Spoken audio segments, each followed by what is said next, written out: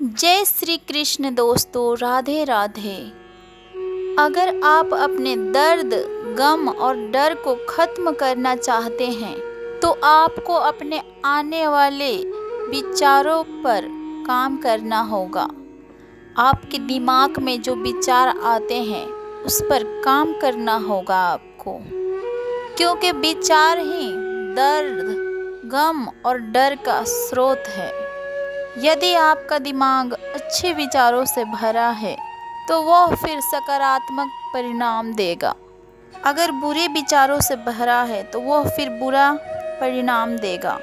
जिस तरह आप रास्ते पे चलते समय आप यह तय कर लेते हैं कि आपको कहाँ जाना है, ठीक उसी तरह आप जीवन में जीते हुए यह तय कर लें कि आपको क्या पाना है और क्या छोड़ना है।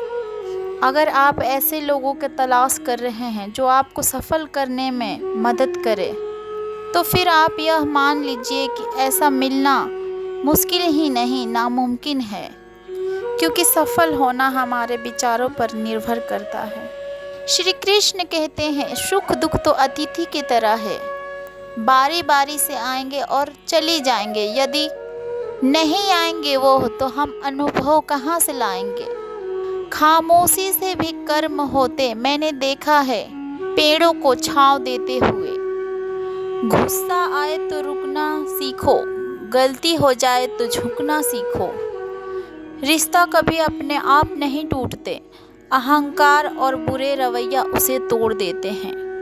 ज्ञान के बाद अगर अहंकार का जन्म होता है तो ज्ञान जहर है, किंतु ज्ञान के बाद यदि नम्रता का जन्म होता है तो वही ज्ञान अमृत है।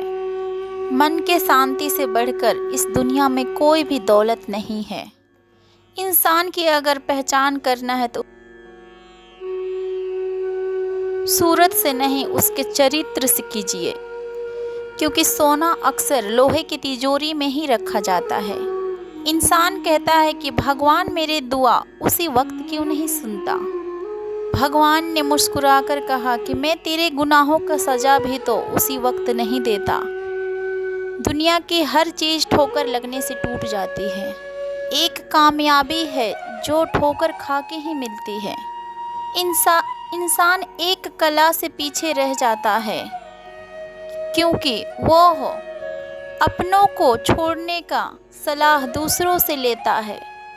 मेरे दोस्त मुझसे कहते हैं कि तुम बहुत भोले हो, लोग तुम्हें लूट कर चले जाते हैं, लेकिन मैं उनसे हंसते हुए कहता हूँ कि लोगों को तो मुझे लूटने के लिए उसके पास सिर्फ 2 हाथ है, पर मुझे देने वाले के पास तो हजारों हाथ हैं। कुछ नहीं मिलता दुनिया में मेहनत के बगैर। मेरा अपना साया भी मुझे धूप में आने के बाद मिलता है। जिंदगी उन्हीं का इम्तिहान लेता है जो बहुत ही काबिल और होनहार होता है।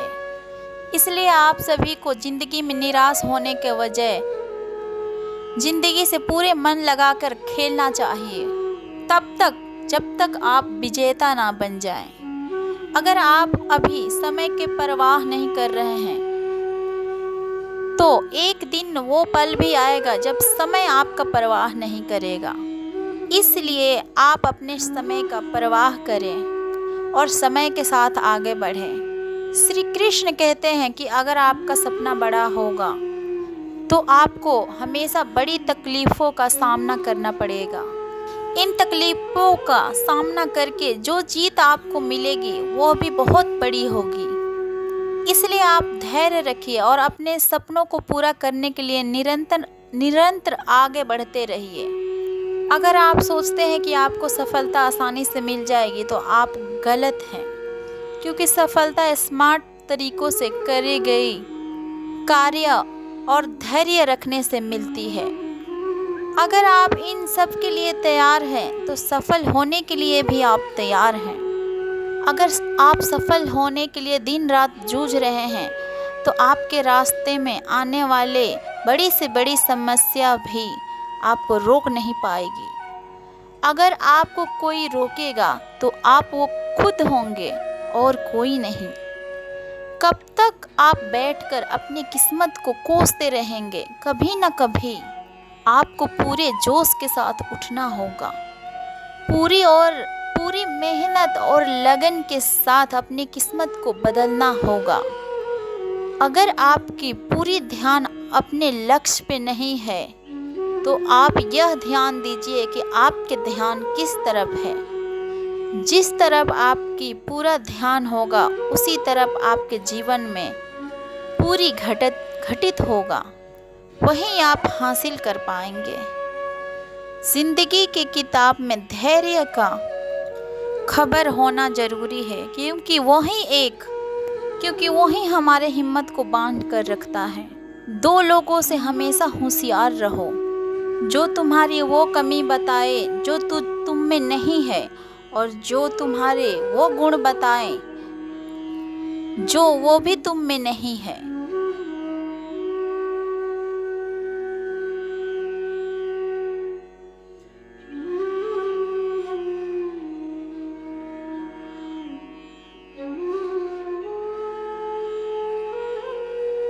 अच्छी सूरत से ज़्यादा मायने अच्छा स्वभाव रखता है, क्योंकि सूरत उम्र के अनुसार बदल जाएगी, पर अच्छा स्वभाव आपका ज़िंदगी भर साथ देगा। बारिश में नहाना आसान तो है, लेकिन रोज़ नहाने के लिए हम बारिश के सहारे नहीं ले सकते। इस प्रकार भाग्य से चीज़ें कभी कभी आसानी से मिल जाते हैं, किंतु हम हमेशा भाग्य के द्वारा नहीं जी सकते।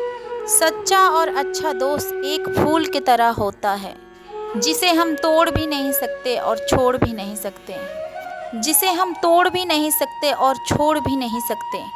अगर तोड़ दिया तो वह मुरझा जाएगा, अगर छोड़ दिया तो उसे कोई और ले जाएगा। दिल के सच्चे लोग भले ही जीवन में अकेले रह जाते हैं, लेकिन सच्चे लोगों के साथ हमेशा भगवान देते हैं। श्री कृष्ण कहते हैं, गुरु और सड़क दोनों एक समान होते हैं। खुद तो वहीं रह जाते हैं, लेकिन दूसरों को उसके मंजिल तक पहुंचा देते हैं। अपनों से सिर्फ इतना रूठो कि सामने वाले की इज्जत और तुम्हारी बात बरकरार रहे। चेहरे की सुंदरता आंखों में उतरती है, और स्वभाव का सुंदरता दिल में। हम अच्छे थे और अच्छे हैं और अच्छे ही रहेंगे, फिर चाहे दुनिया वो करे जो बोलते कुछ हैं, करते कुछ हैं, देखते कुछ और हैं, और वो होते कुछ और हैं। अच्छा वक्त सिर्फ उसी का साथ देता है जो कभी किसी का बुरा नहीं सोचते। किसी को इतना हक मत दो अपने लिए कि सिर्फ वही फैसला करे कि कब आपको हंसना है और कब आपको रोना है।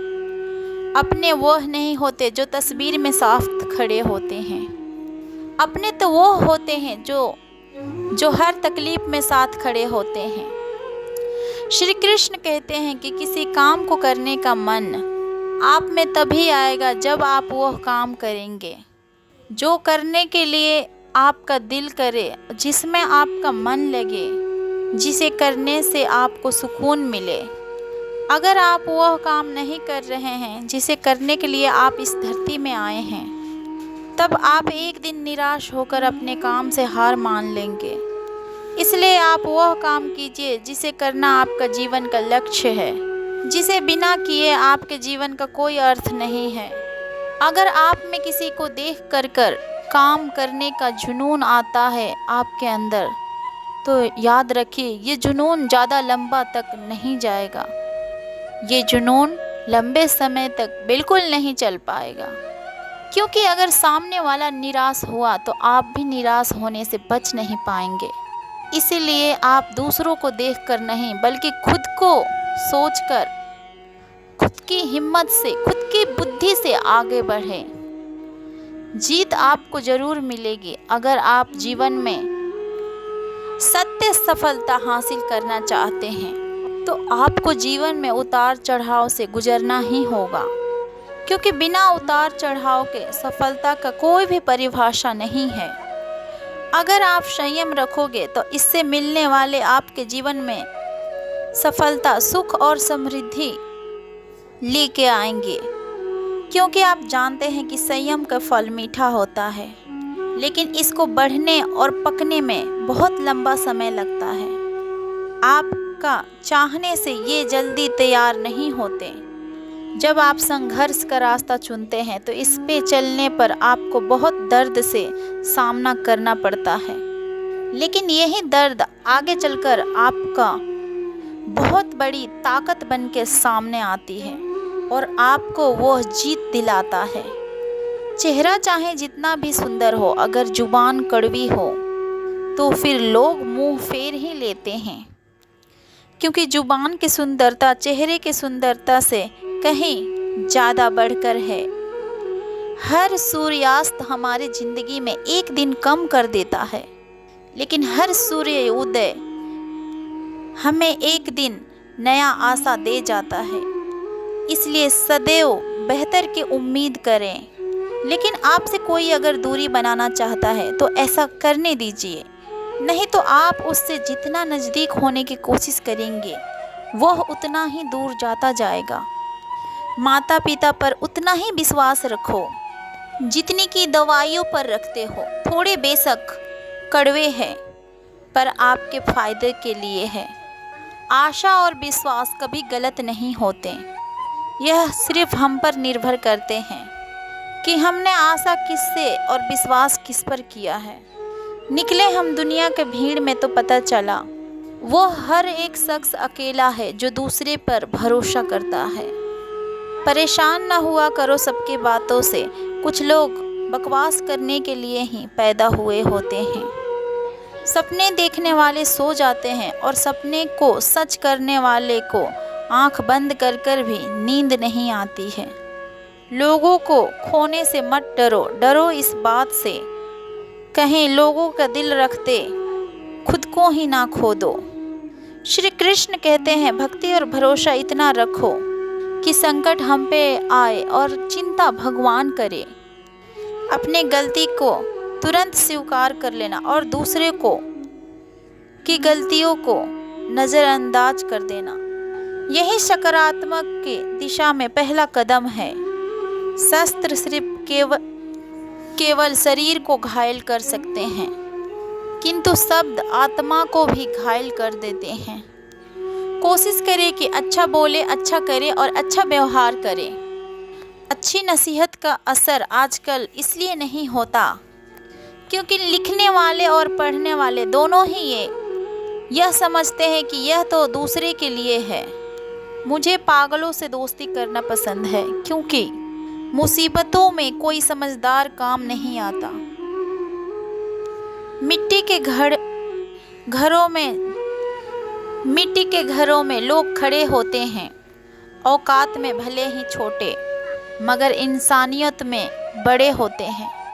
जरूरी नहीं कि जिनमें सांस नहीं वह मुर्दा है, जिनमें इंसानियत नहीं वह कौन सा जिंदा है। जिंदगी गुजारने की दो तरीके हैं, जो पसंद है उसे हासिल करो या फिर जो पसंद नहीं है उसे स्वीकार कर लो। दो लोगों की ज़िंदगी में कभी नहीं भूलना चाहिए, एक जो तकलीफ़ दिया हो और एक जो हर तकलीफ़ में आपके साथ दिया हो। रंग में भी इतना रंग कहाँ जितना रंग बदलते हैं आजकल का इंसान।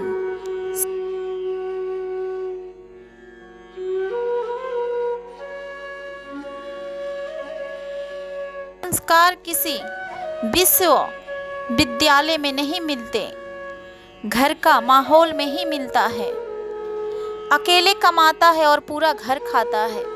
यह घमंड मत करना, ऊपर वाले को धन्यवाद करना कि इस भले काम के लिए भगवान ने आपको चुना है। दिल में हो जज्बा कुछ कर दिखाने का तो जलते दिए को भी आंधियों का डर नहीं होता। जो दिखता नहीं है वो बुनियाद होती है, वो चाहे ईश्वर हो, संस्कार हो या फिर विचार हो। कभी सोचा है कि पानी से जुदा होकर मछलियाँ क्यों मर जाती हैं? क्योंकि उन्हें नहीं मालूम था कि किसी की नज़दीकियाँ उनकी आदत, ज़रूरत और फिर ज़िंदगी बन जाती है। भाषाओं का अनुवाद हो सकता है, भावनाओं का नहीं। कभी कभी कदर और एहसास के लिए ज़रूरी है कि कुछ वक्त उससे दूर रहा जाए। याद रखना, अक्सर वही लोग हम पर उंगली उठाते हैं जिनको हमें छूने की औकात ना हो। आजकल दुनिया में इंसान की कीमत उसके चले जाने पर पता चलता है। जब कोई व्यक्ति अपने समस्याओं को आपका सम्मुख रखता है, तब वह आपके ऊपर ईश्वर की तरह संपूर्ण विश्वास रखता है। किसी महान लक्ष्य को हासिल करने के लिए संघर्ष के रास्ते पर अकेले ही चलना पड़ता है, और जब आप लक्ष्य को हासिल कर लेते हैं तो लोग आपका अनुसरण करना शुरू कर देते हैं। लोग आपके पीछे चलना शुरू कर देते हैं। किस्मत का दूसरा नाम लगन है। अगर आप अपने काम को पूरे लगन और मेहनत से करते हैं तो आपको कामयाब होने से कोई नहीं रोक सकता। यदि आप में मेहनत करने की लगन नहीं है तो आपको कदम कदम पर रुकावट नज़र आएगी। अगर आपको किसी ने छोड़ दिया है तो इस गम में अपना दिन और रात मत गुजार देना। गम को भूलकर आगे बढ़िए और खुद को इतना मजबूत बनाइए कि आपको छोड़ने वाला आपका एक झलक पाने के लिए तरस जाए। अगर आप बिना कोई प्रयास करे ये सोचते हैं कि किस्मत आज नहीं तो कल बदलेगा, तो फिर आप यह लिख लीजिए कि आप मरने के आखिरी पड़ाव तक पर आपका समय नहीं बदलेगा। समय सिर्फ उनका बदलता है जो सिर्फ मेहनत करने पर विश्वास रखते हैं। ईश्वर ने आपको बाहर से लेकर अंदर तक कुछ इस तरह बनाया है। अगर आप खुद को सही तरीके से इस्तेमाल करना शुरू कर दें तो फिर आप वो बन सकते हैं जो आप बनना चाहते हैं, और वो हासिल कर सकते हैं जो आप करना चाहते हैं। जब आप जिम्मेवारियों को अपना कर्तव्य समझकर खुशी खुशी उठाते हैं तो जिम्मेवारियाँ आपको कुशल और ताकतवर बनाते हैं। अगर आप इन्हें मजबूरी में नाखुश होकर उठाते हैं तो फिर आप इन्हीं जिम्मेवारियों का बोझ में दबकर खत्म हो जाते हैं। श्री कृष्ण कहते हैं कि आपका मन जितना तेज दौड़ेगा, आपकी सफल होने की गति उतनी ही धीमी हो जाएगी। इसलिए आप मेरे मानिए, अपने मन को नियंत्रित कीजिए। एक समय की बात है, एक नगर में एक राजा रहता था। उसकी कोई संतान नहीं थी। ढलती उम्र के कारण राज्य के भार उत्तराधिकारी को लेकर वो अत्यंत चिंतित रहता था। अनेकों वैद्य को दिखाने के बाद भी वह संतान सुख से वंचित रहा। अंत में उसने किसी अपने राज्य की ही कोई एक व्यक्ति को अपने राजपाट सौंप दिया। अपने राज्य में उसने अपने राज्य के लोगों को बताया कि मैं अपने राज्य किसी एक अच्छे इंसान को सौंप दूंगा, और राजा ने पूरे नगर में घोषणा कर दिया कि जितना भी नवयुवक लोग हैं उन सभी के लिए हमारे राजमहल में आमंत्रित किया गया है। और एक मजबूत दरवाज़ा बनाया और राजा ने ऐलान किया कि जो भी इस दरवाजे को खोलने में सक्षम रहा उसे मैं अपना पूरे राज्य सौंप दूंगा, और उसे राज्य की उत्तराधिकारी भी घोषित कर दिया जाएगा। घोषणा करते हैं उस महल में नई युवकों का तांता लग गया। सुबह से लेकर शाम तक नौ युवक वहां आते, दरवाजे को अपने बल से खोलने की कोशिश करते, क्योंकि आश्चर्य की बात ये थी कि कोई भी उस दरवाजे को खोल नहीं पा रहा था। कोई भी उस दरवाजे को देख कर जाता और घर पे जाके सोचता कि मैं कैसे अपने बल से उस दरवाजे को खोलूं, किंतु फिर भी सब असफल रह रहे थे। ऐसे कई दिन बीत गए।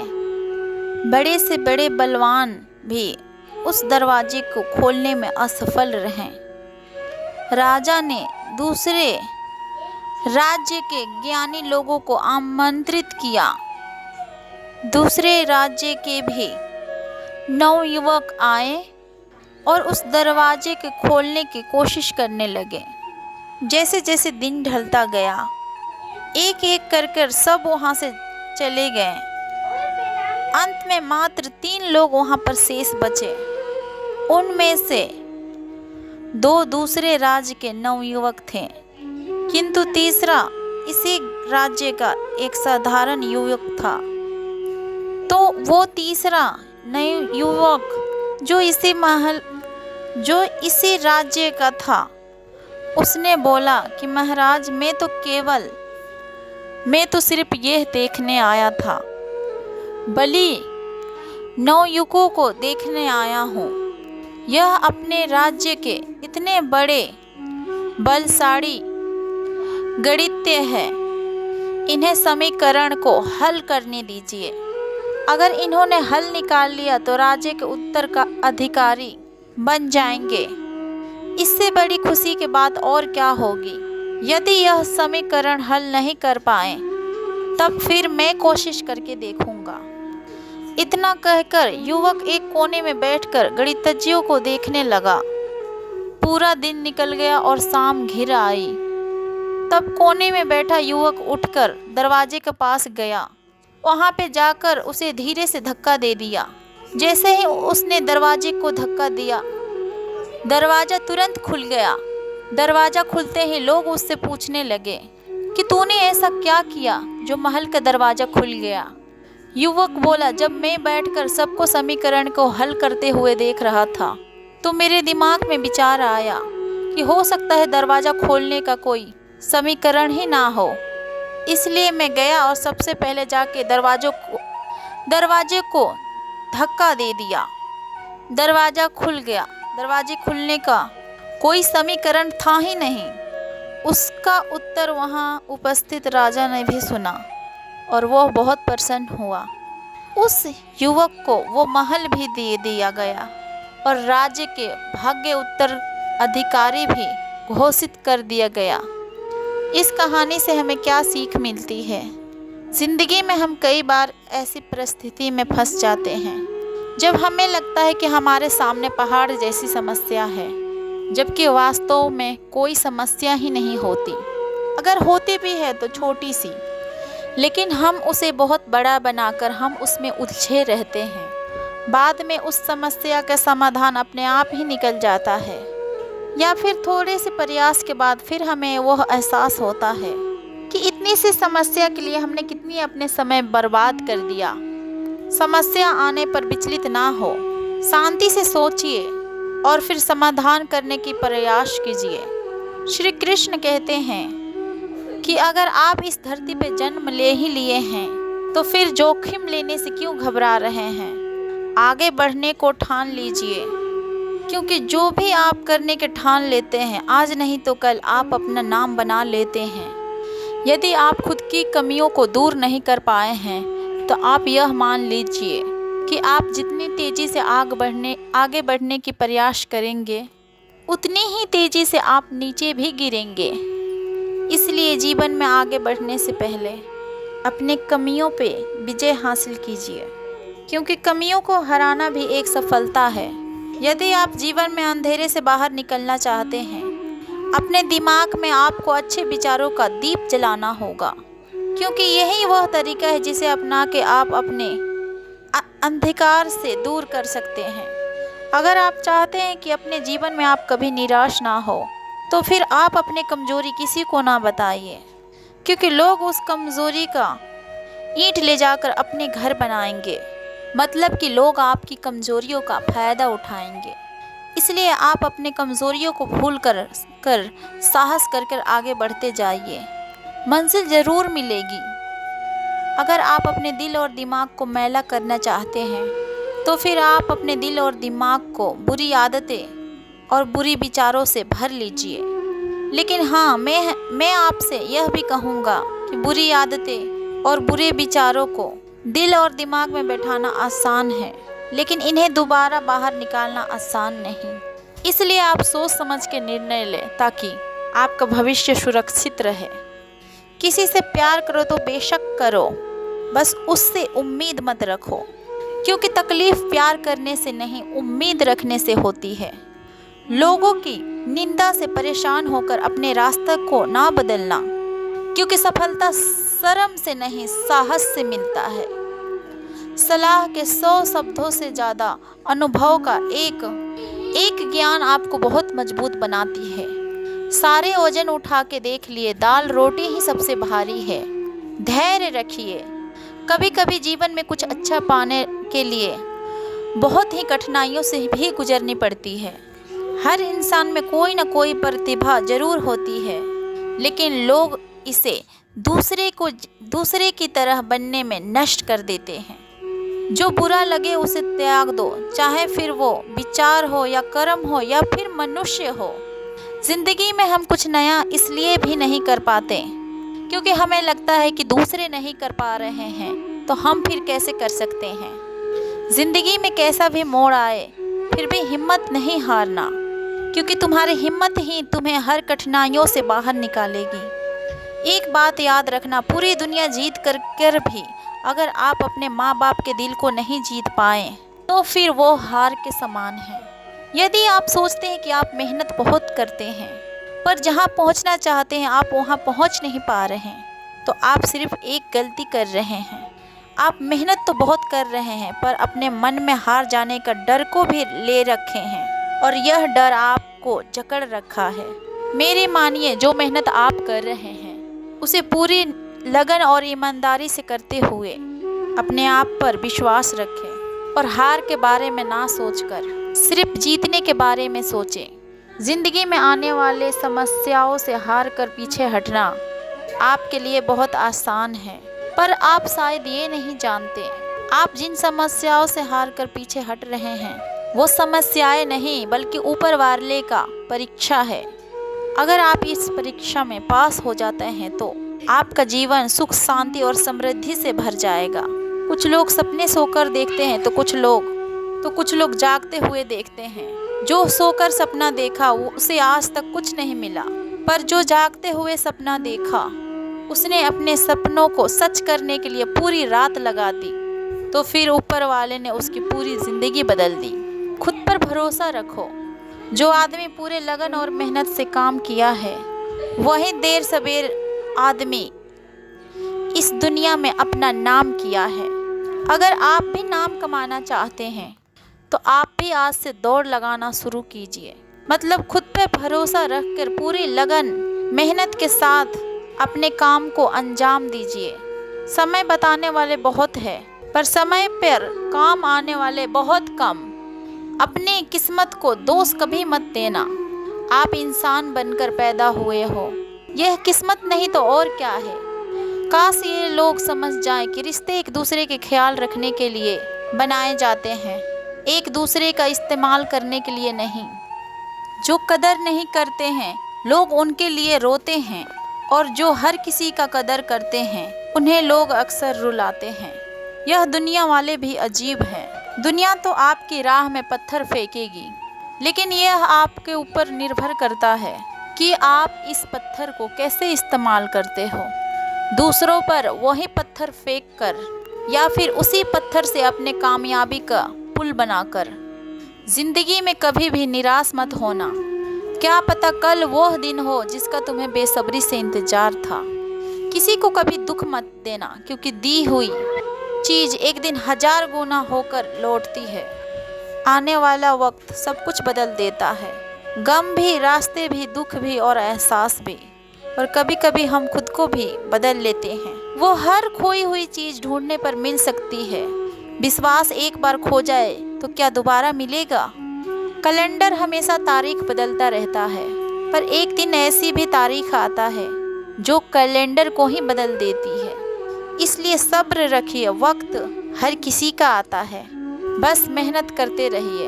हम तो मजाक में भी किसी को दर्द देने से डरते हैं। न जाने लोग कैसे सोच समझ कर दिलों से खेल जाते हैं। जिंदगी आखिरकार रुला ही देती है, फिर चाहे हम माँ बाप के कितने ही लाडले क्यों ना हो। यदि आप जिंदगी में अकेले रह गए हो तो इस बात का अफसोस मत कीजिए कि आप अकेले हैं, बल्कि इस बात की खुशी कि आपका पूरा वक्त आपका काम को मिलेगा। और यह भी याद रखिए कि काम से बड़ा कोई भी अपना नहीं, काम से बड़ा कोई दोस्त नहीं। हार को हार की तरह मत देखिए, इसे एक और सीखने के मौके की तरह देखिए, क्योंकि हर एक हार में सीखने के लिए अपार संभावनाएं होती है और अब आपको कई बार हार के बाद सफलता मिलती है। वो पहली बार ना मिलने वाली सफलता से कई गुना शानदार होती है। अगर आप देखें तो प्रकृति हमें बहुत कुछ सिखाती है। जैसे रात और दिन होने से हम सीखते हैं अंधेरे से उजाले की ओर बढ़ना, और रोशनी देकर प्रकृति हमें सिखाती है कि लोगों को निस्वार्थ भाव से सेवा करना चाहिए। मधुवन गांव में सुमन नाम की एक लड़की रहती थी जिसकी उम्र मात्र 12 साल की थी। वह कभी स्कूल नहीं गई, फिर भी वो सब कुछ ऐसे करने के सपने देखती थी जिससे वह पूरे दुनिया में मशहूर हो जाए। सुमन के गांव वाले हमेशा उसे पगली कहते थे क्योंकि वह कभी स्कूल ही नहीं गई। फिर भी वह अपनी ज़िंदगी में कुछ बड़ा करने का सपना देखती थी।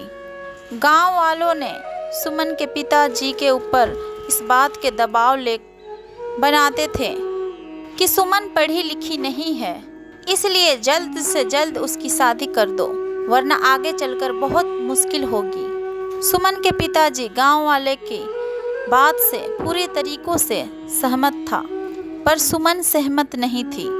उसे तो शादी नहीं बल्कि पूरे दुनिया में अपना नाम कमाना था। कुछ ऐसा करना था कि उस पे लोगों का उसके ऊपर उसका बेटी होने पर गर्व करना था, कि लोग उसके बेटी होने पर गर्व करने लगे। सुमन के लिए ये सब करना आसान नहीं था। गांव वाले इस बात से बेखबर था कि वाकई कि सुमन करना क्या चाहती है। वह किसी को इस बारे में नहीं बताती थी कि वह एक अच्छी चित्रकार है। उसे बचपन से ही चित्र बनाना अच्छा लगता था। शायद वही यह वजह थी कि उसका मन पढ़ने में नहीं लगता था और इसी वजह से वह कभी स्कूल भी नहीं गई। उसके पिताजी को उसका चित्र बनाना अच्छा नहीं लगता था। उन्होंने कई बार सुमन का बनाई हुई चित्र को आग के हवाले कर दिया, फिर भी सुमन ने हार नहीं मानी। वो चित्रकारी करती गई। जब सुमन नहीं मानी तो उसके पिताजी उसे उसके हाल पर छोड़ दिया था। एक दिन सुमन अपने कमरे में चित्र बनाने में इतना खो गई थी कि उसके पिताजी उसके पास जाके खड़े हो गए। उसे बिल्कुल एहसास नहीं हुआ। सुमन के पिताजी, तो सुमन तुम नहीं मानोगी, ये बेवकूफ़ी वाला काम तुम्हारे किसी काम का नहीं आने वाला। सुमन दुखी मन से बोली, पापा आप हमें हमेशा क्यों नीचे गिराना चाहते हैं? मैं ज़िंदगी में कुछ करना चाहती हूँ, आप मुझे बार बार क्यों रोकते हैं? सुमन के पिताजी बोले, अगर हमें इस गांव में रहना है तो फिर तुम्हें वही करना होगा जो गांव वाले चाहते हैं। सुमन दुखी होकर बोली, कभी नहीं, मैं जो चाहती हूँ वही करूँगी, चाहे फिर जो हो जाए। मुझे हराना किसी के लिए इतना आसान काम नहीं है। तुम ये नहीं चाहती कि मैं तुम्हारे सारे सपनों को जलाकर राख कर दूं। सुमन ने कहा, पापा जलाकर में इतनी ताकत कहाँ कि वो भगवान का दिया हुआ हुनर को जलाकर राख कर दे। आपने मेरे बनाए हुए चित्र को जलाया है, मेरे हुनर को तो नहीं। सुमन के पिताजी ने सख्त शब्दों में कहा, गांव वाले ठीक कहते हैं कि तुम्हारी लड़की पागल हो गई है, उसे इलाज की ज़रूरत है। सुमन बोली, पापा आपको पता होना चाहिए कि दुनिया में जो भी बड़े काम हुए हैं पागलों ने ही किए हैं, करते रहेंगे। मैं भी उन्हीं पागलों में से एक हूँ। सुमन के पिताजी ने कहा, मुझे लगता है तुम्हें समझाना बेकार है, और कमरे से बाहर चला गया। सुमन गांव वालों को सफल होकर दिखाना चाहती थी ताकि वह भी अपने बेटियों को आगे बढ़ने के लिए मौका दे और उनकी भी बेटियां अपने अपने पैरों पर खड़ी हो सके। एक दिन सुमन के मन में भी एक विचार आया, अपने द्वारा बनाए गए चित्र को गांव में चित्रों की प्रदर्शनी लगाएगी और साथ के 10 गांवों में प्रचार के लिए जाएगी। इस बारे में बात करने के लिए अपने पिताजी के पास गई। शायद इस काम में उसे किसी का मदद की आवश्यकता थी। सुमन बोली, पापा मैं आपसे कुछ कहना चाहती हूँ।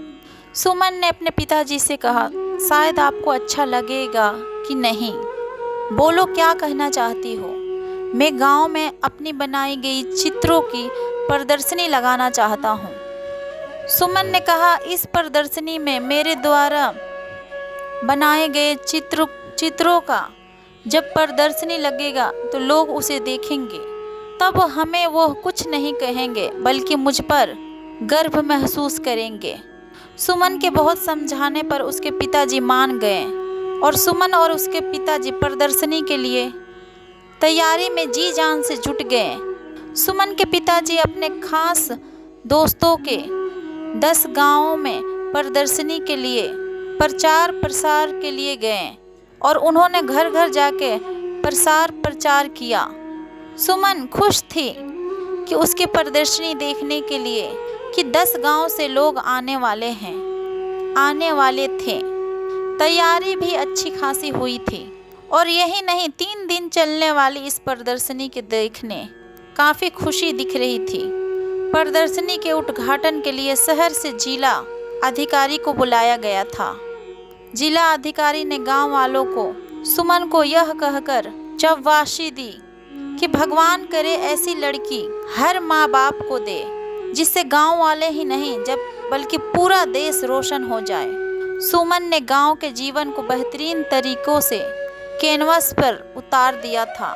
सुमन ने हर चित्र पर पिता के दुलार और माँ का प्यार झलकता था, जो सबको मंत्र मुक्त कर लेती थी। पिता ने अपने बेटी से कहा, बेटी मैं तुम्हारा दोषी हूँ। सुमन के पिताजी ने अपराध बोध भावना से कहा, मैंने तुम्हें बहुत परेशान किया। मैंने तुम्हारे बनाए गए चित्रों को जलाया, जो कि मुझे ऐसा नहीं करना चाहिए था। सुमन बोली, पापा अगर आप मेरे साथ प्यार से पेश आते तो फिर शायद आज मैं जहाँ हूँ वहाँ नहीं होती। सुमन ने कहा, पापा आपकी हर बात से मुझे और प्रयास ताकत मिलती थी। सुमन पिताजी के साथ पाकर बहुत खुश थी और वह अपने कला को और ज़्यादा निखारने के प्रयास करती रही और साथ ही दूर दराज के गांव में प्रदर्शनी लगाती रही। एक दिन भगवान ने सुमन के साथ जो किया वैसा किसी के साथ ना करे। एक हादसे ने सुमन का सब कुछ बर्बाद कर दिया। उसके दोनों हाथ चले गए, उसके सारे सपने टूटकर बिखर गए। निराश होकर अपनी ज़िंदगी से हार कर चुपचाप अपने आंगन में बैठ गई। उसका पिताजी का रो रो का बुरा हाल था। उसके पिताजी का रो रो का बुरा हाल हो गया था। उससे अपने बेटी का दुख नहीं देखा जा रहा था। शायद इसीलिए वो उसके सामने बहुत कम जाते थे। सुमन खुद को समझाने की पूरी कोशिश करती थी कि उसकी कहानी इतनी आसानी से ख़त्म नहीं होने वाली है। अब उसकी लड़ाई ना पापा से है ना गांव वालों से। अब उसकी जंग किस्मत से। अब चाहे जो हो जाए वह किस्मत को हराकर मानेगी, दुनिया में नाम कमाकर मानेगी। सुमन एक दिन फिर नए तरीकों से शुरुआत कर दी।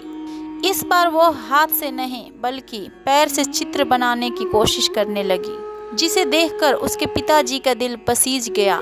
सुमन के पिताजी ने कहा, बिटिया ये क्या कर रही हो, अब तो मान जाओ।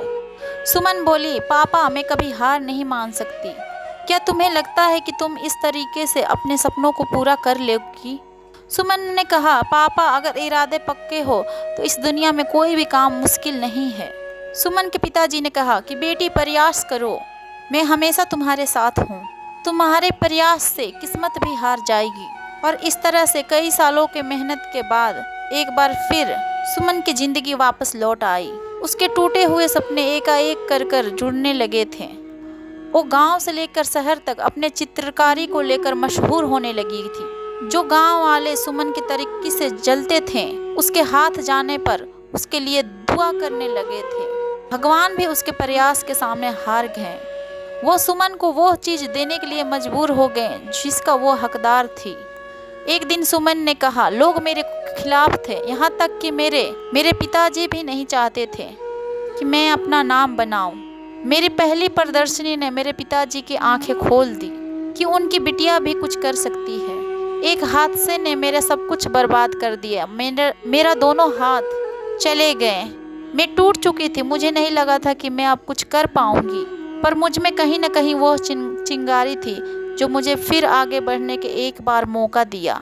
मैंने नई तरीकों से शुरुआत की और देखते देखते मेरे लिए वो सब कुछ बहुत ही ज़्यादा आसान हो गया और मैं पूरी दुनिया में नाम बनाने के लिए आगे बढ़ी। हादसों में सिर्फ आदमी मरते हैं पर उनके जज्बात जिंदे रहते हैं। एक प्रयास से सब कुछ बर्बाद होने से बच जाता है। आदमी जब तक नहीं थकता जब तक उसके हौसलों में जान होती है। यही वो हौसले होते हैं, इसमें जिद्दी बनो, तभी तुम्हें तुम्हारा लक्ष्य प्राप्त होगा। सच बोलने से हमेशा दिल साफ रहता है और अच्छा करने से हमेशा मन साफ रहता है और मेहनत करने से हमेशा दिमाग साफ रहता है। जीवन एक प्रतिध्वनि है, यहाँ सब कुछ वापस लौट कर आ जाता है, जैसे अच्छा बुरा, झूठ सच और धोखा। अतः दुनिया को आप अच्छा दो, तभी सबसे अच्छा आपके पास लौट कर आएगा। जब लोग किसी को पसंद करते हैं तो उसकी बुराइयां भूल जाते हैं और जब किसी से नफरत करते हैं तो उसकी अच्छाइयां भूल जाते हैं। इंसान बहुत खुदगर्ज है, पसंद करे तो बुराई नहीं देखता और नफरत करे तो अच्छाई नहीं देखता। शुभ चिंतक सड़कों पर लगे एक मैप की तरह होता है। वो हमारे यात्रा की दूरी को तो कम नहीं कर सकते, लेकिन हमारे पथ को रोशन और हमारे यात्रा को आसान कर देते हैं। बहुत लोग तभी तक अच्छे रहते हैं जब तक वो सोचते हैं कि दूसरे भी अच्छे हैं। अच्छे लोगों पर लोग उतने ही जल्दी उंगली उठाते हैं जितनी जल्दी सफ़ेद वस्त्र पर दाग लग जाते हैं। कभी कभी बुरा वक्त कुछ अच्छे लोगों से आपको मिलवाने के लिए आते हैं। कभी कभी ज़रूरत से ज़्यादा अच्छा होने से भी ज़रूरत से ज़्यादा अपमानित करा देते हैं। कोई किसी के बारे में सच्चे मन से अच्छा सोचता है तो उसका कभी भी बुरा नहीं हो सकता। इसलिए सदा अच्छा सोचो, अच्छा करो और अच्छे रहो। केवल पैसों से आदमी धनवान नहीं होता। असली धनवान वो है जिसके पास अच्छी सोच, अच्छी दोस्त और अच्छे विचार का योग है। ज़िंदगी में अच्छे लोगों की तलाश करते करते खुद भी अच्छे बन जाओ, जिससे आप से मिलकर किसी इंसान को अच्छे आदमी की तलाश मिल जाए। किसी का हम अच्छा कर रहे होते हैं तो हमारे लिए भी कुछ अच्छा हो रहा होता है। कई बार इंसान मेहनत कर रहा होता है लेकिन उसे मंजिल नहीं मिलती। तब लगता है कि यार सब कुछ छोड़ दूँ, कुछ नहीं हो सकता, मुझसे कुछ नहीं हो पाएगा। तब ये स्टोरी हमेशा याद रखना। पुराने समय में राजा एक युद्ध में हार गया था। उसके सारे सैनिक मारे जा चुके थे। राजा किसी तरह अपने जान बचाकर जंगल में भाग गया। सैनिक उसके पीछा कर रहे थे। वो बचने के लिए एक गुफा में छुप गया। सैनिक राजा को खोजते खोजते उस गुफा के पास पहुंच गए। उस गुफा के अंदर सैनिकों ने जाकर राजा को ढूंढा, पर वो सैनिक उस राजा को ढूंढ नहीं पाए। सैनिकों ने बड़े बड़े पत्थर से उस गुफा को बंद कर दी। वो गुफा बहुत गहरी थी। अंदर की ओर राजा छुपा हुआ था। वो काफी थक चुका था, भूख प्यास की वजह से बेहाल था। भूख प्यास इतनी ज़्यादा लगी थी कि वो भूख प्यास से बिल्कुल बेहाल हुआ जा रहा था। उसके शरीर में एक भी ताकत भी नहीं बची थी। शत्रु का सैनिक गुफा बंद कर वहाँ से चले गए तो राजा अंदर बैठा बैठा सोच रहा था कि अब तो उसका जीवन खत्म हो गया। वह गुफा से कभी बाहर ही नहीं निकल पाएगा। राजा निराश हो चुका था। तभी उसको अपनी माँ की एक बात याद आई। उसकी माँ कहती थी, कुछ तो कर, यूं ही मत बैठ। ये बात समझते ही राजा में फिर से ऊर्जा आ गई। उसने सोचा कि कोशिश किए बिना हार नहीं मानना चाहिए। राजा ने पत्थरों के द्वार से हटाने की कोशिश करने लगा। कड़ी मेहनत के बाद राजा ने बड़े बड़े पत्थरों को खिसका दिए। किसी तरह राजा ने बाहर निकलने की थोड़ी सी जगह बना ली। राजा गुफा से बाहर निकला और अपने मित्र दूसरे राजा के पास पहुंच गया। मित्र राजा के वजह से अपने शत्रुओं को उसने परास्त कर दिया और अपने राज्य उसने वापस प्राप्त कर लिया। इस कहानी से हमें यह सीख मिलती है, हमें सफलता मिलने तक हार नहीं मानना चाहिए। जिस समय हम हार मान लेते हैं उसी समय हम असफल हो जाते हैं। पुराने समय में दो संत एक साथ रहते थे। दोनों का भक्ति का तरीका अलग अलग था। एक संत दिन भर तपस्या और मंत्र जाप करता रहता था, जबकि दूसरा संत रोज भगवान को सबसे पहले भोग लगाता था और फिर खुद भोजन करता था। एक दिन दोनों के बीच में झगड़ा होने लगा कि सबसे बड़ा संत कौन है। इस दौरान वहाँ नारद मुनि पहुँच गए। नारद मुनि ने दोनों संतों से पूछा कि किस बात में लड़ाई हो रही है। संतों ने बताया कि हम यह तय नहीं कर पा रहे हैं कि दोनों में बड़ा संत कौन है। नारद ने कहा कि ये तो छोटी सी बात है, इसका फैसला मैं कल कर देता हूँ। अगले दिन नारद ने दोनों संतों के आगे हीरे की एक एक अंगूठी रख दी। पहले तप करने वाला एक संत पहले पहुँचा और वहाँ चुपचाप उसे अपने आसन के नीचे छुपाकर मंत्र जाप करने लगा। कुछ देर में दूसरा संत भगवान को भोग लगाने पहुँचा। उसने भी हीरे की अंगूठी देखी, लेकिन उसने अंगूठी की ओर ध्यान नहीं दिया। भगवान को भोग लगाया और खाना खाने लगा। उसने अंगूठी नहीं उठाई। उसके मन में लालच नहीं जागा क्योंकि उसे भरोसा था कि भगवान उसके लिए रोज़ खाने का इंतजाम करता है। कुछ देरों के बाद वहाँ नारद जी आ गए। दोनों संतों ने पूछा कि अब आप बताएं कि हम दोनों में से बड़ा संत कौन है। नारद ने तपस्या करने वाले संत को खड़ा होने के लिए बोला। जैसे ही वो खड़ा हुआ, उसके आसन के पीछे छुपा हुआ अंगूठी गिर गया। नारायण ने ये कहा कि तुम दोनों में से भोग लगाकर खाने वाला संत बड़ा है। तपस्या करने वाले संत में चोरी करने की बुरी आदत है। उसने भक्ति के समय में भी चोरी करने से संकोच नहीं किया, जबकि भोग लगाने वाले संत ने अंगूठी पर बिल्कुल ध्यान नहीं दिया। इस कारण वही संत बड़ा है। इस कहानी से हमें ये सीख मिलती है, भक्ति तभी सफल होती है जब भक्त के मन में बुरे विचार ना हो, भक्त के दिल में बुरे विचार ना हो, भक्त बुरे काम ना करता हो। जिस भक्त के विचार पवित्र है और जो बुरे कामों से दूर रहता है, सिर्फ उसे ही भगवान की कृपा मिलती है। एक बहुत पुराना गांव था। उस गांव के लोग बहुत ही सीधे और सच्चे थे।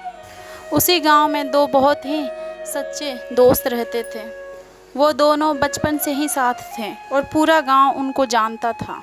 उनमें से दोनों का नाम, एक का नाम था राम, एक का नाम अमन था।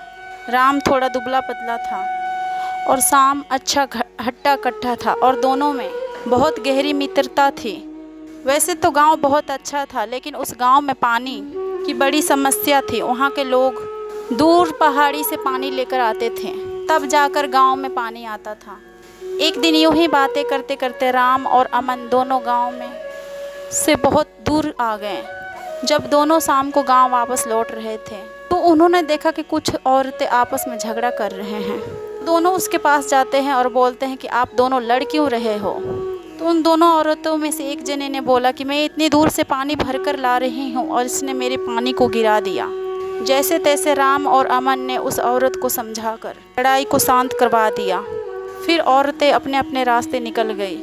एक बार गांव के सभी लोगों ने सरपंच के सामने पानी की समस्याओं को लेकर बात की। सरपंच ने एक तरीका निकाला। उसका कहने का मतलब ये था कि जो भी पहाड़ी से पानी लाकर कुएं में डालेगा और उससे उन्हें बहुत सारा धन मिलेगा। तो राम और श्याम ने सोचा कि ये काम अच्छा है, हमारे पास कोई काम भी नहीं और पैसे भी नहीं, इस बहाने हमें कुछ पैसे भी कमाने का मौका मिल जाएगा। यह सोचकर राम और श्याम दोनों अगले दिन से काम में लग जाते हैं। वो कुछ दिनों तक तो पहले एक बाल्टी से पानी ला कर डालते हैं, फिर दोनों हाथ में बाल्टी लेकर एक पहाड़ी पर जाने लगे और पहाड़ी से पानी भर कर लाकर कुएं में डालने लगे। राम के बात पर कोई भी ध्यान नहीं दे रहा था।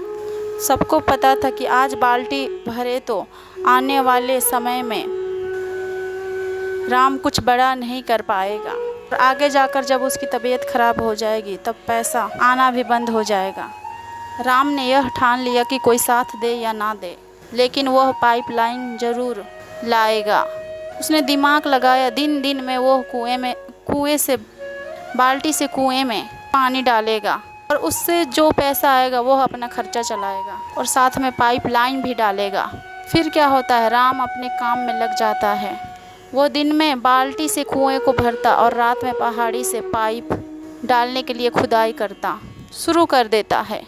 ऐसे ही करते करते उसे महीनों निकल गए, लेकिन उसे ज़्यादा कामयाबी हासिल नहीं हुई। और यहाँ दूसरे मित्र ने उसी काम से खुद के लिए एक बाइक खरीद ली। कुछ दिनों में अमन ने खुद के लिए घर भी ले लिया, लेकिन राम पाइपलाइन डालने में लगा हुआ था।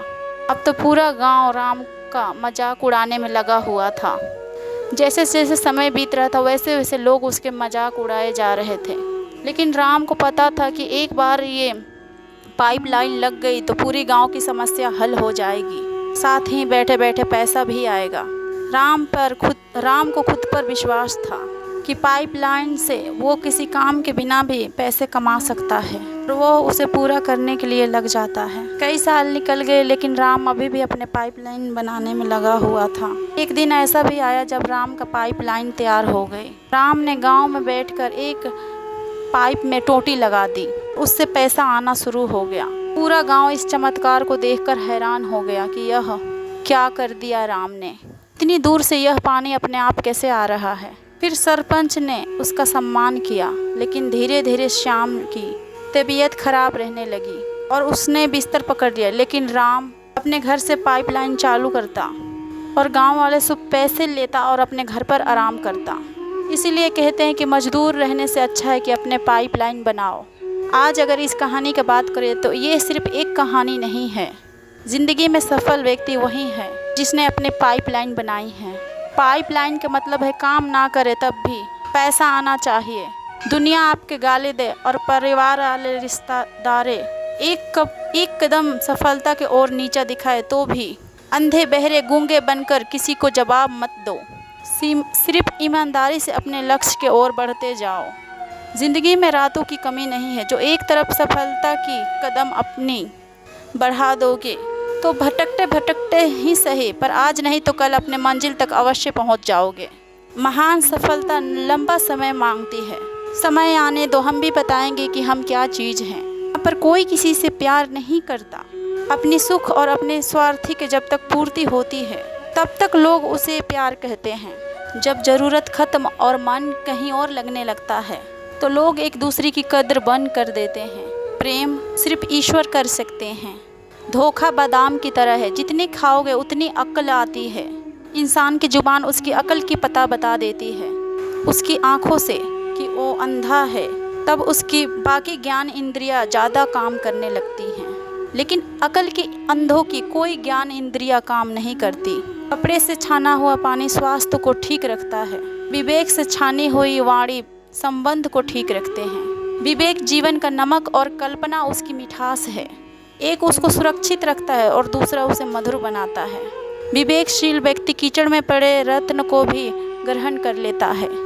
विवेकशील इंसान की कल में नहीं आज की उपलब्धियों पर अभिमान करते हैं। अभी तो वो है जो आने वाली कल की अपनी जिम्मेवारियों पर प्रतिबंध है। गुणों के सहारा ही व्यक्ति सफल हो पाते हैं।